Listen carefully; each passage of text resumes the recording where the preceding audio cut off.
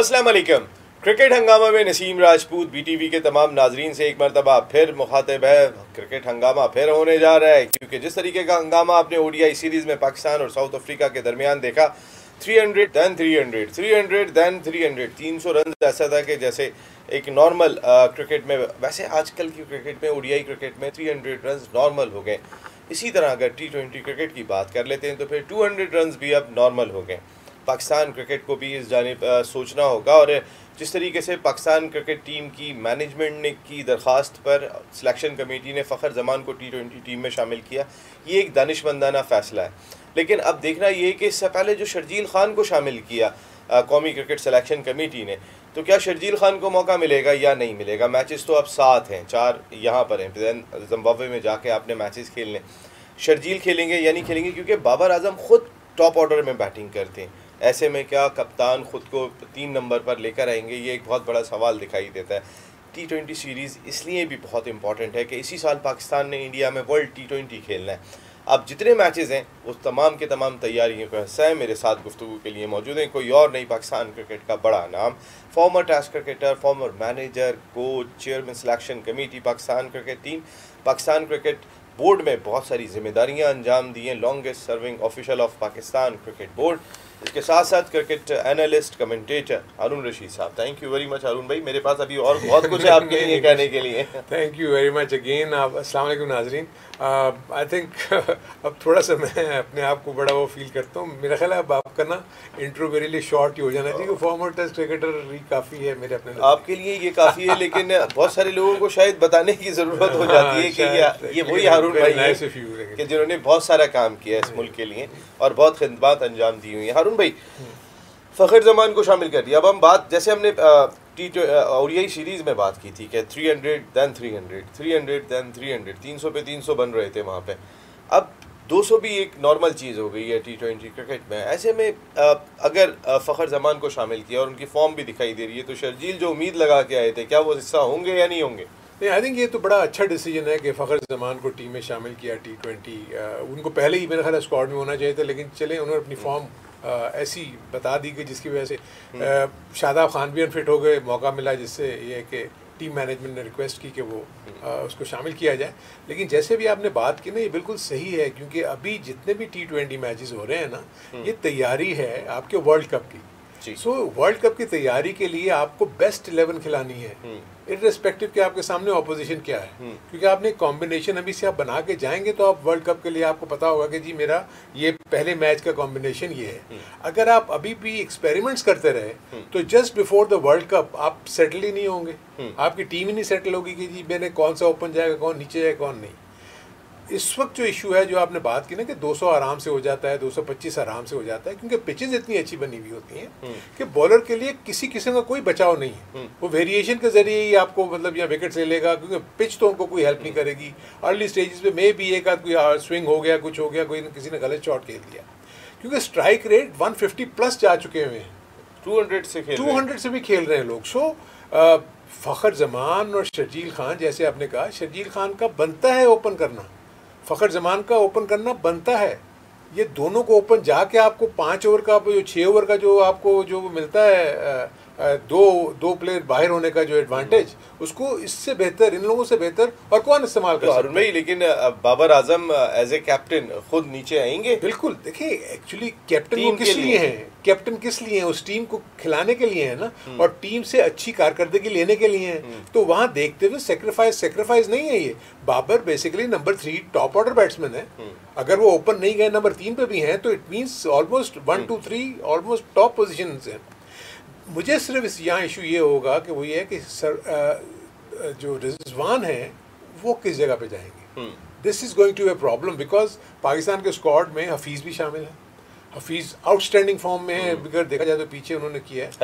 हैदर अली आपके पास हिटर मौजूद हैं जो कि पावर हिटिंग कर सकते हैं। देन आसिफ अली, ठीक है, वनडे में नहीं अच्छा खेले, लेकिन T20 की फॉर्मेट में तो वो आगे हिटे मार सकते हैं। सो जहाँ मैं अभी ये पाकिस्तान की टीम देख रहा हूँ, दूसरी तरफ जो मुकाबला है वो साउथ अफ्रीका की टीम के साथ है, जो कि कई तो उनके डेब्यूटांट होंगे, क्योंकि उनके जो प्लेयर्स हैं वो सारे IPL में चले गए हैं। 6 से 7 प्लेयर, डुसन के फिटनेस का नहीं पता कि वो कब तक फिट होंगे, कब नहीं होंगे। सो रिलेटिवली ऐसे लग रहा है कि थोड़ी सी वो वीक टीम होगी इन टर्म्स ऑफ एक्सपीरियंस। देखिए T20 में हर कोई आके हिटे मारना है करना है, डोमेस्टिक क्रिकेट में तो हर कोई परफॉर्म कर ही रहा होगा ना, चाहे वो रीजा हेंड्रिक्स हो या और दूसरे बेबुमा हो या जितने भी, बेबुमा खुद आई थिंक अनफिट हुए में कल, आई एम नॉट श्योर कि वो किस काबिल होंगे कि T20 वो खेल सकते हैं नहीं खेल सकते। सो पाकिस्तान के पास एडवांटेज तो है, लेकिन पाकिस्तान को फिर भी अच्छी कारकर्दगी दिखानी होगी क्योंकि T20 में उनका लेंडे वापस आएगा जो कि 157 के स्ट्राइक रेट से खेलते हैं। सो टीम तो उनकी भी बुरी नहीं है, एक्सपीरियंस का उसमें कमी होगी, लेकिन पाकिस्तान को अपना जो 11 का लाइनअप है ना उसको अभी से प्रिपेयर करना चाहिए फॉर द वर्ल्ड कप। हाँ भाई, इतनी चेंजेस देखें आप, हर टीम में हम 4-4 5-5 चेंजेस कर रहे हैं जब वर्ल्ड T20 में 5 महीने रह गए। आपके पास ये लास्ट 7 मैचेस हैं। बिल्कुल देखें PSL होगा या नहीं होगा वो भी अभी एक सवाल दिखाई दे रहा है, क्योंकि जून में आप प्लान तो करें, अभी इंडिया में कल से IPL शुरू होना है। मुंबई का आलम क्या है ये आपके सामने है। इवन के वहाँ चेन्नई के अंदर जो रिप्लेस करने की जगह है वहाँ पर भी जो है वो पता चला आज कोई 4000 केसेस सिर्फ सुबह सुबह में सामने आ गए। तो जितनी बुरी सूरत हाल में वो गुजर रहे हैं, उनके टेलीविजन क्रू, हालांकि वो सेपरेट होटल में और क्वारंटाइन हुआ हुआ है, उसमें पता चलता है कि 13-14 लोगों के जो है वो पॉजिटिव आ गए। देन उनके प्लेयर्स के पॉजिटिव आ रहे हैं। ऐसे में भी इंडियन क्रिकेट बोर्ड, क्योंकि वो लक्ष्मी कहलाती है ना इंडिया में, पैसे को कहते हैं, तो ये तो IPL तो उनकी लक्ष्मी है, वो भी है। और दूसरा आई थिंक इसी के साथ साथ क्योंकि उन्होंने वर्ल्ड कप होस्ट भी करना है, वर्ल्ड कप होस्ट भी करना है इंडिया ने, एक पैगाम तो देना है कि हमने कराया। और ICC ने भी ये एक इंडिकेशन दे दी है कि हम पूरी तरह मॉनिटर कर रहे हैं इनकी सिचुएशन को और प्लान B हमारा तैयार है। सो इस बात के चांसेस है अगर ये हालात बिगड़ते गए इंडिया में तो वर्ल्ड कप शिफ्ट हो सकता है किसी और जगह पे। इमारात की बात हो रही है, मतलब जो भी जहन में ICC के जो प्लान B है उसके मुताबिक वो इसको शिफ्ट करने के मुताबिक अभी से तैयारियां कर रहे हैं, क्योंकि ऑलरेडी ये T20 वर्ल्ड कप आपको याद है डिले हुआ है। पहले होना था, अब ये थोड़ा सा और पीछे चले गया because of Covid, if I am not mistaken. तो पाकिस्तान को जो आपने बात की ना, अभी से ही आपके जो 15 से 20 का जो न्यूक्लियस है उसी को इन बाकी 7 मैचेस में लेके चलना चाहिए। अभी किसी किस्म की कोई चेंजेस और मैं नहीं समझता कि होनी चाहिए। आपका स्क्वाड बेहतर हो गया हुआ है, आपके पास बैटिंग स्ट्रेंथ भी आ गई है, बॉलिंग स्ट्रेंथ भी आ गई हुई है, आपके पास ऑलराउंडर्स भी अच्छे हो गए हैं। जो मैं अभी जो पहले T20 की लाइनअप देख रहा हूँ उसमें पहले 4 स्लॉट तो सीधे सीधे हफीज़, बाबर और ये दोनों ओपनर फ़खर जमान, और ये भी मेरा तो अभी क्वेश्चन है यहाँ पे कि कल खेलते हैं या नहीं खेलते हैं शर्जील। मैं आज भी इस पे कहीं ना कहीं मुझे क्वेश्चन मार्क इसलिए दिखाई दे रहा है, फिटनेस की वजह से कह रहे हैं। फिटनेस की वजह से देखिए आप उनको फिटनेस की एक तो क्राइटेरिया गलत बनाया हुआ है वहाँ पे कि आप एक पता नहीं क्या पैगाम दे रहे हैं कि शर्जील अलहदा टीम से दिखाई दे रहे हैं, बाकी अलहदा दिखाई दे रहे हैं। जैसे एक बच्चे को पनिशमेंट दी जाती है, दैट इज़ नॉट स्कूल, ये स्कूल नहीं है, ये प्रोफेशनल। अगर कल शर्जील एक मैच में 70-80 कर देता है उसके बाद ये टीम मैनेजमेंट क्या जवाब देगी? कोई जवाब नहीं होगा इनके पास। नहीं देखिए नसीम, पोटेंशियल तो आपने उससे प्रूव कर चुका हुआ है कि वो T20 का दोनों मतलब बहुत ज़बरदस्त वो प्लेयर हैं।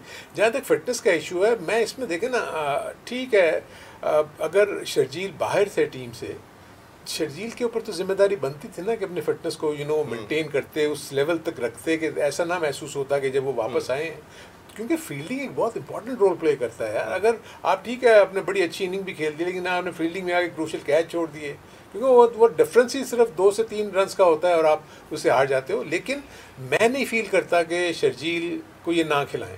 शर्जील और फ़खर बनते हैं नेचुरल ओपनर्स पाकिस्तान के। कम से कम ये पेयर अब तक ट्राई नहीं हुआ है। जी तो ये पेयर ट्राई करें बिफोर वर्ल्ड T20, और दोनों लेफ्ट हैंडेड बैट्समैन हैं। ठीक है, ये जवाब ना हो जाए कि 2 लेफ्ट थे तो एक राइट और एक लेफ्ट का कॉम्बिनेशन बना लिया हमने। देखिए अगर 2 लेफ्ट अगर आपके पास अच्छे हैं तो क्यों नहीं उसका आप सईद अनवर, आमिर शोएब, जबरदस्त ओपनिंग पेयर। नंबर 3 पे आपके बाबर आजम आते हैं, 4 पे हफीज़ आते हैं, 5 पे आपके पास स्ट्राइक हैदर हैं वो आ जाते हैं, 6 पे आपका रिजवान है, 7 पे फ़हीम अशरफ, 8 पे नवाज और बाकी 3 बॉलर जिसमें हसन अली आपके सामने उसने जबरदस्त किया हुआ है, वो भी हिट लगा रहे हैं। उसके बाद आपके पास शाहिद आपके पास है, हारिस रऊफ आपके पास है। शाहिद शाह अफरीदी को मे भी अगर ये सोच सकें तो रेस्ट देने का सोच सकते हैं, अदरवाइज अगर फिट हैं खेल सकते हैं तो खेलें। हमें वर्ल्ड T20 हमने खेलना है इंडिया की पिचेस पे। अभी रिसेंटली आपने इंग्लैंड और इंडिया की सीरीज़ देखी होगी, उस सीरीज़ में 340 रन इंग्लैंड की टीम ने 45 ओवर्स में चेस कर लिए थे। तो जिस तरह की पिचेस वहाँ पे हमें एक इशारा है कि वहाँ पे क्या सूरत हाल होगी। ऐसे में अगर हमने वही दिमाग रखा कि हम बाबर के साथ या और फ़खर को लेके जाते हैं, उसके बाद अगर यही हम कॉम्बिनेशन नहीं, अगर फ़खर अनफिट होगा तो उस सूरत में शर्जील खेलेगा, आपको आउटराइट जाना पड़ेगा। आपको पूरा माइंडसेट चेंज हो जाएगा, जो कि हम पहले अपने किसी प्रोग्राम में हम जिक्र कर चुके थे कि बिल्कुल एक नया डायमेंशन दे दिया है इंग्लैंड और इंडिया की सीरीज़ जो वनडे की हुई है और T20 की। इसमें पिचेस इतनी ज़बरदस्त हैं कि बॉलर्स के लिए कुछ भी नहीं है वहाँ पर। सो बैट जो आपको तो पावर हाउस बैटिंग चाहिए जिसमें ऊपर से लेके नीचे तक आपका जो प्लेयर है वो हिटें मार सकता हूँ। सो इसीलिए जो मैं जिस किस्म के ये नाम मैं आपको ले रहा हूँ, इन सब के तकरीबन स्ट्राइक रेट्स जो हैं वो 130 125 से ऊपर ही हैं। शर्जील और फ़खर का बहुत ज़बरदस्त है। नीचे अगर आप देखें तो अगर शादाब खान फिट होकर वापस आते हैं तो वो भी एक अच्छे स्ट्राइक रेट के साथ हैं। प्लस इसने बहुत इम्प्रूव किया है, रिजवान ने, इनका स्ट्राइक रेट बहुत अच्छा है। सो ओवरऑल फ़हीम अशरफ का स्ट्राइक रेट बुरा नहीं है। सो आई थिंक पाकिस्तान तैयारी तो इसी लेवल पे करनी चाहिए जैसे आप कह रहे हैं कि इस चीज़ की फ़िक्र नहीं करनी चाहिए कि जी मैं अगर कैप्टन हूँ तो जी मुझे ऊपर नहीं जाना है और मैं अच्छा कर रहा हूँ तो मैं मुझे ऊपर रहना चाहिए, या रिजवान अगर ओपन अच्छा कर रहे थे तो उनको ऊपर रहना चाहिए। नो, इस वक्त की जो मॉडर्न क्रिकेट की रिक्वायरमेंट क्या है, उसमें कौन कौन से स्लॉट्स को कौन कौन फिल कर सकता है, इस वक्त वो सोच होनी चाहिए। बिल्कुल, बड़ी इंपॉर्टेंट बात की हारून रशीद साहब ने कि मॉडर्न डे क्रिकेट को अगर आप देखते हैं तो उसको मैच करने वाले आपके पास शर्जील और फ़खर जमान है। अगर हम उनको चेक नहीं करते, क्योंकि आप उनको टेस्ट तो करें कि ये प्लेयर किस तरह परफॉर्म कर रहा है, उसके बाद ही अंदाज़ा कर सकते हैं। और अब आपके पास टेस्ट करने के लिए ज़्यादा टाइम नहीं है, सिर्फ 7 मैचेस रह गए। साउथ अफ्रीका और जिम्बाब्वे में ये आपने मैचेस खेलने। PSL होता है या नहीं होता, जून में भी बहुत सारे सवाल दिखाई देते हैं। जिस तरीके से कोरोना वायरस के केसेस पाकिस्तान में भी बढ़ रहे हैं, इतना आसान नहीं होगा। लेकिन अगर इंडियन क्रिकेट बोर्ड अपने मुल्क के अंदर इतने केसेस के बावजूद IPL कराने में कामयाब होता है तो पाकिस्तान क्रिकेट बोर्ड को भी जाना चाहिए और जून के अंदर कराना चाहिए, क्योंकि आपकी प्रिपरेशन वर्ल्ड T20 के लिए है। इसके अलावा मिडिल ऑर्डर बैटिंग में भी हारून भाई ने बात की, शुएब मलिक की बात नहीं हो सकी। ज़रा ये भी पता करेंगे हारून भाई से ब्रेक के बाद।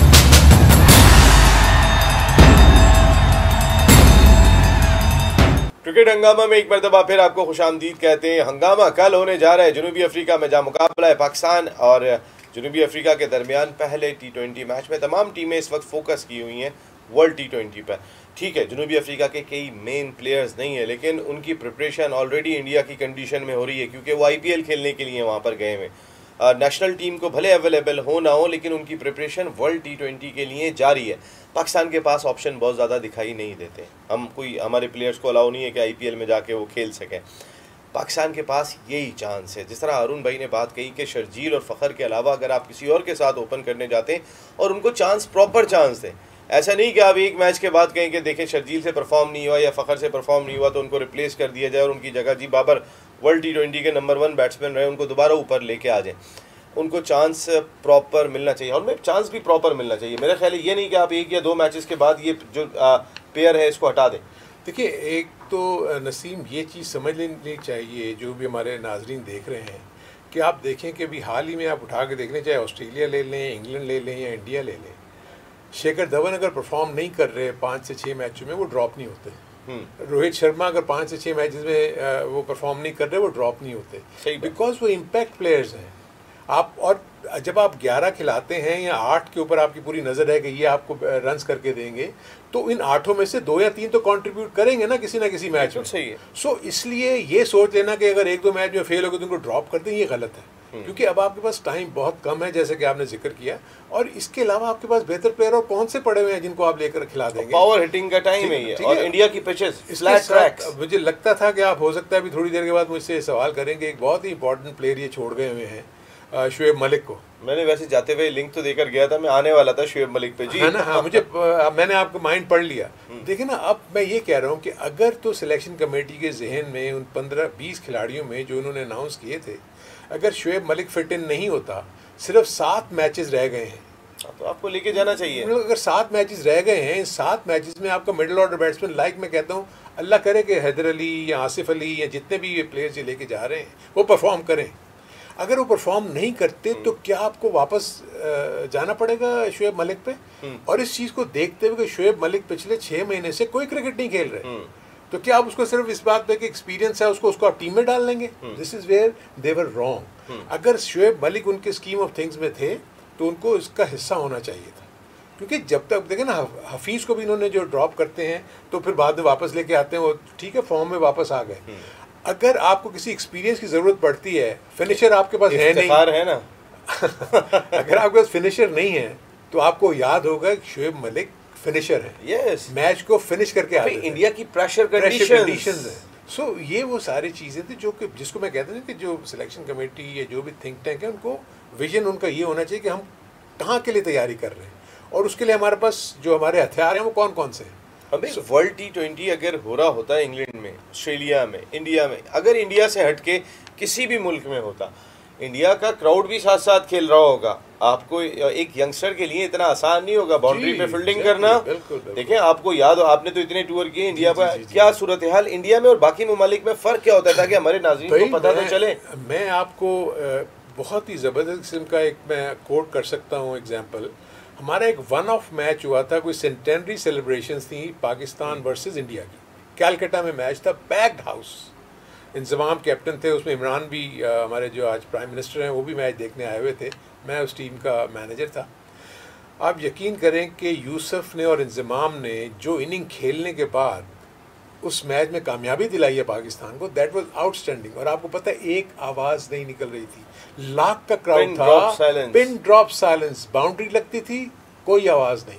ऐसे लग रहा था कि हम किसी ऐसे माहौल में बैठ के, तो ऐसी जगह पर इस किस्म का प्रेशर लेके कौन सा ऐसा बंदा है जो जाके वहाँ मुकाबला कर सकता है। और आपको पता है कि हॉस्टल पाकिस्तान की जीत की सूरत में हंगामा हो सकता है। पाकिस्तान जब टीम जीत गया तो हमें अंदर बैठ के काफ़ी देर तक वेट करना पड़ा कि क्राउड जब चला जाएगा उसके बाद फिर हम जाएंगे। भाई आपको याद नहीं है जब नदीम खान की थ्रो पे रन आउट हो गए थे सचिन तेंदुलकर, तो उसके बाद ग्राउंड खाली करा के मैच कराना पड़ा था, उसके बगैर मैच नहीं हो सका था। तो इस किस्म की हॉस्टिलिटी होती है, जब इंडिया पाकिस्तान अगर आपस में खेल रहे हों तो इंडिया इस किस्म का प्रेशर जनरेट करेगा। तो क्या आपके पास ऐसे प्लेयर्स मौजूद हैं? आई विश कि ये यंगस्टर्स जो भी जा रहे हैं, एक तो पहले अपनी जगह बनाए, मजबूत करें और उसको उस प्रेशर को ले भी सकें। सो मुझे सिर्फ ये है कि कहीं ना कहीं जाके फिर दोबारा फॉल बैक ना करना पड़े, और ऐसे वक्त पे शोएब मलिक जो है वो अगर तैयार ही ना हो तो क्या होगा। हर दफ़ा होता है, पहली दफ़ा तो नहीं होता, उसके बाद दोबारा हम उन्हीं पे जा रहे होते हैं जिनको ड्रॉप करके नए तैयार कर रहे होते हैं, और फिर हर साल रीबिल्ड प्रोसेस शुरू हो जाता है, हर वर्ल्ड कप के बाद, हर इवेंट के बाद रीबिल्ड प्रोसेस का आगाज हो जाता है, जो क्रिकेट बोर्ड खुद को सेव कर रहा होता है। ये सेव करने वाला प्रोसेस ख़त्म होना चाहिए। आपको खुद भी कॉन्फिडेंट होना चाहिए कि हाँ मेरी यह डिसीजन था। जब हार जाते हैं तो उसके बाद कहते हैं उसको चेंज कर दो, कप्तान को हटा दो, उसके बाद क्रिकेट बोर्ड ये बात कह के पीछे हट जाते हैं कि ठीक है अब हमारा रीबिल्ड प्रोसेस शुरू हुआ है, नया कप्तान ले आए, नई टीम ले आए। ये सिलसिला आप ख़त्म करें, ये लोग समझना शुरू हो गए। नहीं, सही कह रहे हो तुम नसीम। देखो, इसमें एक चीज़ तो मैं आपको बताऊं कि बजाय इसके कि आप इस तरह की कमेटियां बिठा के और जैसे ही कोई इवेंट खत्म होता है कोई रिपोर्ट भी नहीं आती, जिसकी रिपोर्ट भी नहीं होती, दूसरा उसका देखिए माइंडसेट चेंज होना चाहिए। आपकी टीम कम्पीट करने गई है, मुकाबला करने गई है, अच्छा खेलेगी तो जीतेगी ना।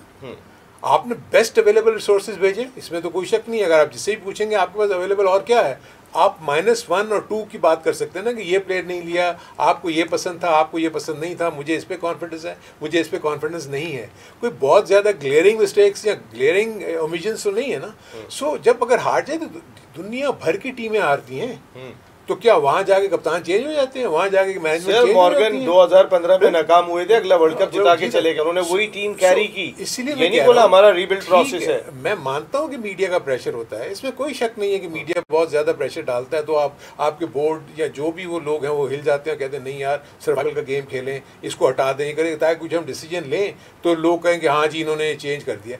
ये गलत है। जब तक कंटिन्यूटी नहीं आएगी, आपने किसी को अगर अपॉइंट किया है, अगर आपने अभी मोहम्मद वसीम को अपॉइंट किया है तो आपने पहले सोच समझ के अपॉइंट किया होगा ना। So give him a run यार। अगर देखो कि पाकिस्तान की टीम जो है, अगर देख रहे हैं कि आहिस्ता आहिस्ता ग्रेजुअली इंप्रूव हो रही है, आपने मिसबा को बना दिया हेड कोच। अव्वल तो क्या उसके क्रेडेंशियल्स थे जब आपने उसको हेड कोच बनाया?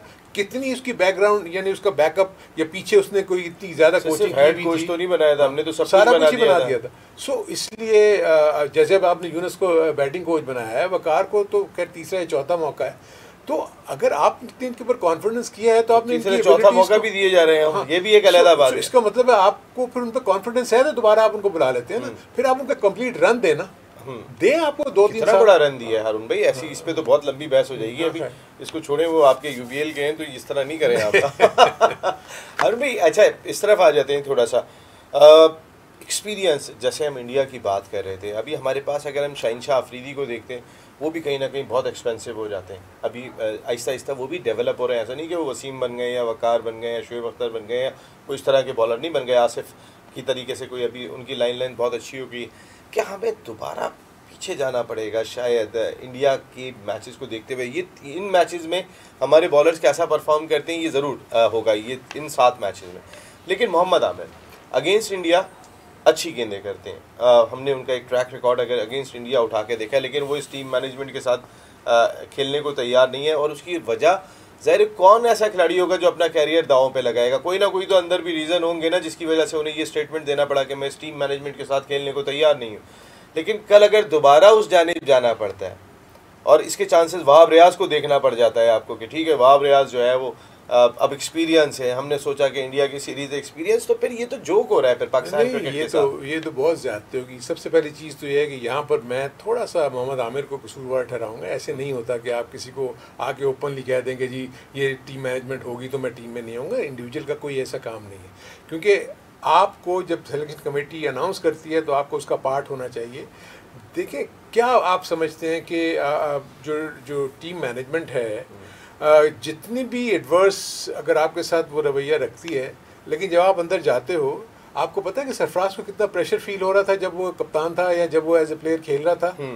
बिल्कुल, उसने तो नहीं कहा कि मैं इस टीम का हिस्सा नहीं हूँगा, वो तो अंदर जाके परफॉर्म करके उसने दिखाया ना। आपका काम क्या है कि आपने जाके परफॉर्म करना है, दैट्स इट, ताकि आप किस तरीके से आप उसको कैसे निगेट करेंगे अंदर जाके परफॉर्म करके। अगर आपने अपने आप को आइसोलेट कर दिया, आप मुझे ये बताएं मोहम्मद आमिर अभी टीम में नहीं है या वहाब रियाज टीम में नहीं है, 3 से 4 महीने हो गए आपकी ये PSL खत्म हुए कितना अर्सा हो गया।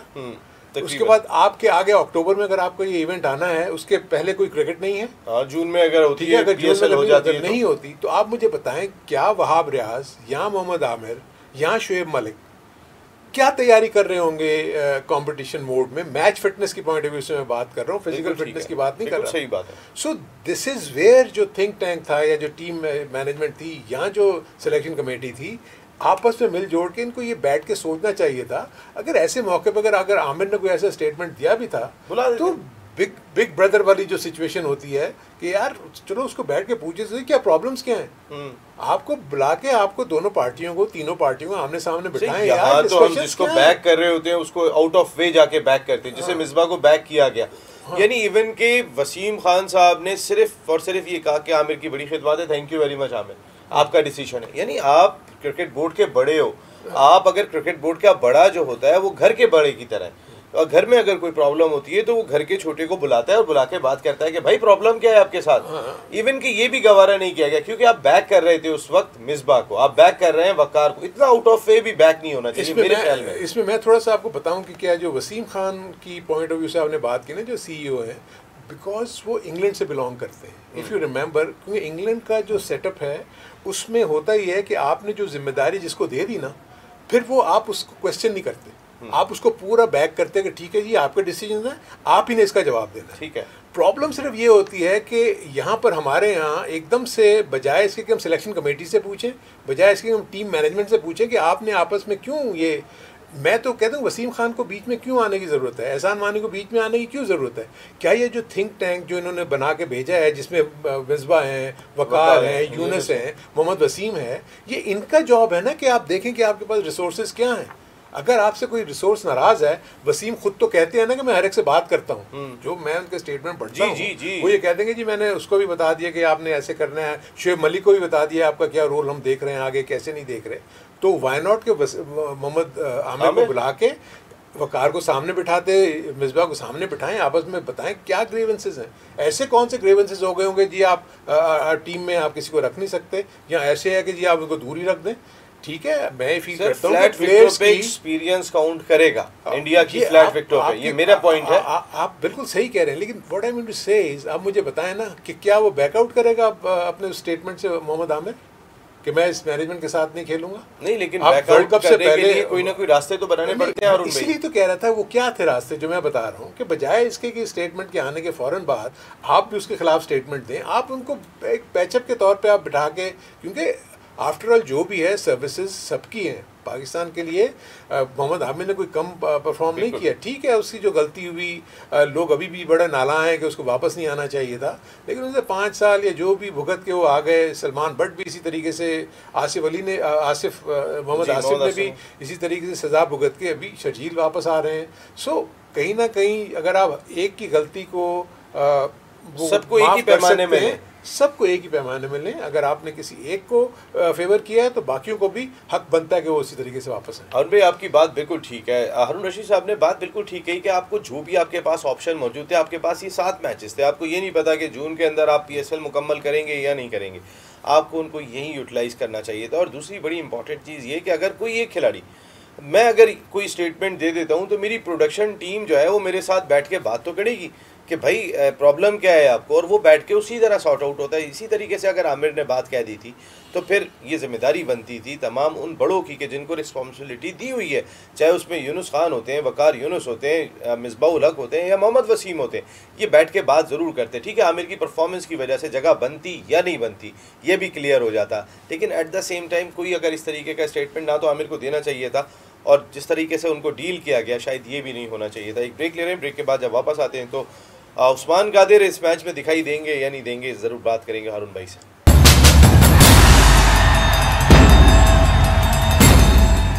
क्रिकेट हंगामा में एक मरतबा फिर आपको खुशामदीद कहते हैं। एक मैच पाकिस्तान क्रिकेट टीम के लिए बहुत इंपॉर्टेंट है, बल्कि दुनिया में जो भी टीमें खेल रही हैं उनके लिए बहुत ही इंपॉर्टेंट दिखाई देता है, क्योंकि अब ज़्यादा वक्त नहीं रह गया वर्ल्ड T20 में जो इंडिया की फ्लैट पिचेस पर खेला जाएगा। हारून भाई ने जिस तरीके से बैटिंग लाइनअप का बताया कि भाई शर्जील और फ़खर से ही आगाज़ करना पड़ेगा आपको, उन फ्लैट ट्रैक्स पे आपको भी 200 रन से नीचे नहीं सोचना पड़ेगा कि आप 170 बना के अपनी बॉलिंग से जीत जाएंगे। फिर बॉलिंग में आपकी इतनी डेप्थ दिखाई नहीं दे रही है अब तक, अगर आप सच्चाई से देखें तो फिर सब बन रहे हैं अभी, चाहे मैं हारिस रऊफ़ की बात कर लूँ, हसनैन की बात कर लूँ, शर्जील खान भी इवन मैं अगर जो शहीनशाह अफरीदी की बात कर लूँ तो वो भी जो है वो ऐसा नहीं है कि बिल्कुल ही डेवलप हो गए। हाँ, इस स्लॉट में वो ज़्यादा बेहतर दिखाई देते हैं, लेकिन अभी सब डेवलपमेंट प्रोसेस से गुजर रहे हैं। वहाब रियाज, मोहम्मद आमिर, हारून भाई ने बड़ी डिटेल में बात की, और उनमें बैक करते हैं कल जो मैच खेला जाएगा। आपके ख्याल में उस्मान कादिर की जगह नहीं बन रही इस टीम में? अगर विकेट टेकिंग ऑप्शन जनूबी अफ्रीका की नई टीम जो गुगली बॉलर्स पे या लेग ब्रेक बॉलर पे थोड़ा सा फंसते हैं, नवाज के मुकाबले में ज़्यादा बेहतर ऑप्शन नहीं होंगे? ये बहुत ही इम्पोर्टेंट डिसीजन होगा जो भी टीम मैनेजमेंट का, बिकॉज इन दोनों में से एक ही खेल सकता है, जो मुझे मतलब लाइनअप नजर आ रही है, क्योंकि आप 4 फास्ट बॉलर के साथ तो जाओगे ही जाओगे, जिसमें से 3 तो आपके फास्ट बॉलर्स होंगे और एक फ़हीम अशरफ। 3 फास्ट बॉलर्स में हसनैन, हारिस रऊफ़ है और शाहीन शाह है, और इसके साथ हमारे हसन अली जी। इन 4 में से तो 3 को खेलना पड़ेगा, और उसके बाद चौथा ये ऑलराउंडर फ़हीम अशरफ के तौर पे, एंड देन स्पिनर, एक स्पिनर का मुझे बीच में बनता है, क्योंकि बीच में वो हफीज़ भी आके थोड़ी सी बॉलिंग कर सकते हैं। सो इसलिए जो अब डिसीजन है, क्योंकि मैं ये फील करता हूँ कि बहुत ही अच्छी बॉलिंग की थी मोहम्मद नवाज़ ने। मोहम्मद नवाज़ का जिस किस्म का एक्शन है, उसकी मतलब बॉलिंग से ऐसा लगता है कि गेंद जो है ज़्यादातर वो अंदर आएगा, और जहाँ परचेज़ होती है स्पिन होके गेंद जो है वो आपको तंग करती है बैट्समैन को। क्योंकि जोहानिसबर्ग में पहला मैच हो रहा है, वहाँ हमने इतना स्पिन नहीं देखा था, ठीक है, वहाँ पर मे बी। अच्छा, दूसरा जो एडवांटेज उसको है नवाज को, वो उसकी हिटिंग, बैटिंग भी है उसकी। कादिर इतने अच्छे, उस्मान कादिर इतने अच्छे बैट्समैन नहीं है, लेकिन बाऊजी, हाँ, सरफराज को कह रहे थे ना कल, बाऊजी वो लेग ब्रेक और गुगली, यानी उनकी बॉलिंग जोहानिसबर्ग की पिच के ऊपर सूटेबल हो सकती है बनिस्बत नवाज के। सो ये डिसीजन जो है वो बड़ा इंपॉर्टेंट डिसीजन होगा टीम मैनेजमेंट का, कि इन दोनों में से किसी एक को खिलाते हैं। यहाँ अगर बहुत ही ज़्यादा बोल्ड वो अगर डिसीजन लेना चाहते हैं तो 3 फास्ट बॉलर तो 2 स्पिनर्स के साथ जा सकते हैं, जो कि मैं समझता हूँ कि इतना मुनासिब डिसीजन नहीं होगा, क्योंकि फ़हीम अशरफ की सूरत में चौथा सीमर आ जाता है आपके पास, और वो जगह पे गेंद कर रहे हैं। हाँ, वो अच्छी बॉलिंग भी कर रहे हैं, और उसमें से अगर आप बीच में से एक फास्ट बॉलर को निकाल के 2 fast bowlers plus Nawaz and Usman Qadir with Faheem Ashraf आप जाते हो, तो थोड़ा सा कहीं आपको वीकनेस नजर। अगर मैं आपकी 11 रुकनी टीम देखता हूं तो उसके अंदर आप शर्जील और फ़खर के साथ आप आगाज करने जा रहे हैं। 3 पे आपके बाबर आ रहे हैं, 4 पे हफीज़ है, 5 पे हैदर है, 6 पे रिजवान है, 7 पे फ़हीम अशरफ है, 8 पे नवाज या उस्मान कादिर, और 3 फास्ट बॉलर आपने खिलाने, और 3 फास्ट बॉलर में हसन अली, शाहीन शाह और हारिस रऊफ़। आप इनके साथ जाएंगे। हसनैन को अभी पहली टीम में आप नहीं देखते हैं? मेरा पर्सनल ओपिनियन पता क्या है, हसनैन इस वक्त आपको टेस्ट लॉन्गर वर्जन में खिलाना चाहिए, उसको फर्स्ट क्लास क्रिकेट खिलाना चाहिए, क्योंकि जिस किस्म की उसका मैं रनअप और उसका जो बॉलिंग एक्शन और वो देखता हूँ ना, वो वहाँ आपको ज़्यादा काम दे सकता है। मैं समझता हूँ कि हसनैन को लॉन्गर वर्जन में होना चाहिए। क्योंकि हमने नसीम शाह को शायद टेस्ट का बॉलर बना दिया, हसनैन को T20 का बॉलर बना दिया, हारिस रऊफ को बड़ी मुश्किल से आपने ODI खिलाया। वरना आपने, अगर आप इन यंगस्टर्स पे खास तौर पे उन पे बर्डन तो डालो कि भाई तुम तीनों फॉर्मेट के बनोगे। अगर हम पहले ही पैगाम ये दे देंगे कि आप T20 के हो, आप ODI के, आप टेस्ट के हो, तो उनमें हम पैगाम क्या दे रहे हैं? देखें ना, मसला मैं उसको क्यों कह रहा हूँ, मैं इसलिए कह रहा हूँ कि देखें T20 में आपको 4 ओवर्स करने होते हैं। 4 ओवर्स में आपको बैट्समैन ने मारना ही मारना है, जो मर्जी कर लें। लेकिन अगर आपकी 145, 147 की पेस है, जब आप उसको टेस्ट क्रिकेट में लेके जाएंगे तो जिस लाइन पे वो बॉल कर रहा है वहाँ तो हर कोई उसको मारेगा नहीं ना। There is always a chance कि वहाँ डेवलप होगा। जब वो लॉन्गर वर्जन में डेवलप होगा तो वो शॉर्टर वर्जन में भी आगे अपने आप को अच्छा परफॉर्म कर सकेगा। क्योंकि जब उसको 18 बॉलर ओवर्स करने की आदत होगी और वहाँ उसको विकेट कैसे लेने हैं वो आर्ट आएगा, उसको वो आर्ट वो कन्वर्ट करेगा जब वो शॉर्टर वर्जन में आएगा।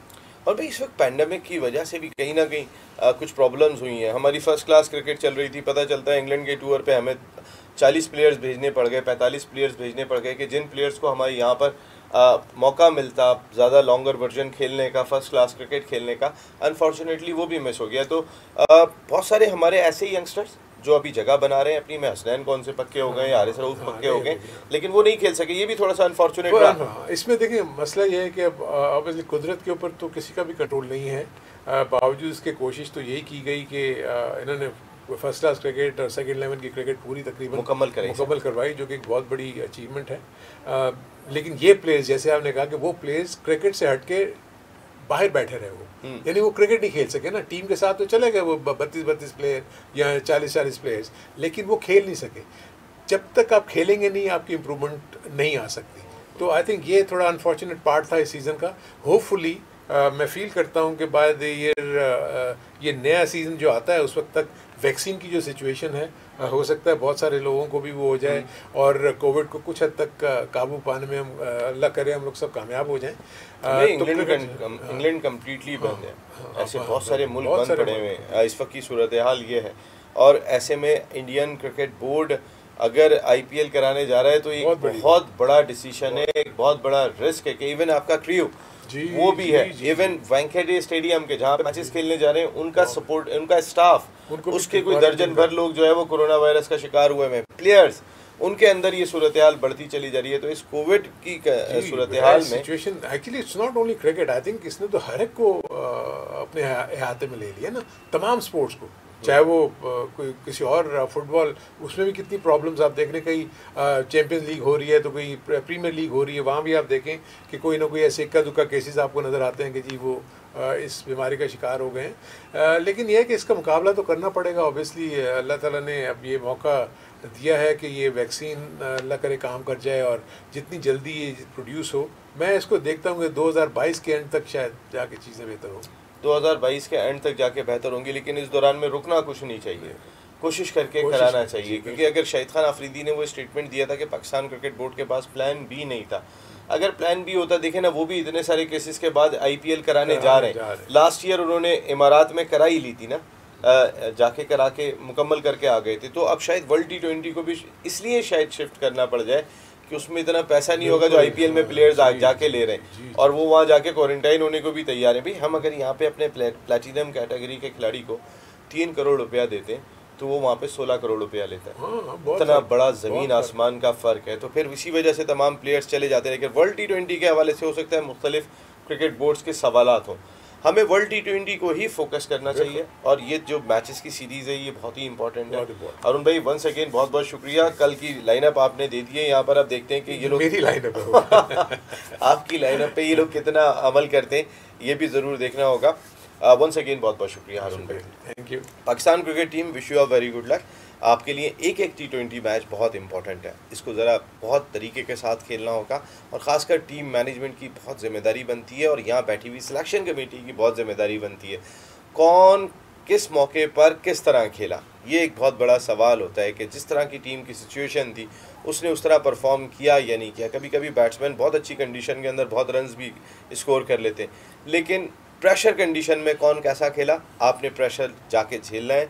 इंडिया में वर्ल्ड T20 के दौरान में उस प्रेशर को हैंडल करने वाले लोगों को ज़्यादा से ज़्यादा सामने लेकर आएँ। यही काम टीम मैनेजमेंट का है और यही काम सिलेक्शन कमेटी का है। आगाज़ शर्जील और फ़खर से करना होगा। शायद कल हम देखते हैं कि क्या होता है क्या नहीं होता। नसीम राजपूत यहाँ पे इजाज़त चाहता है। जल्द जब पहला मैच ख़त्म होगा तो अगले दिन आपसे फिर मुलाकात होगी। टिल दैन अल्लाह ने के बाद।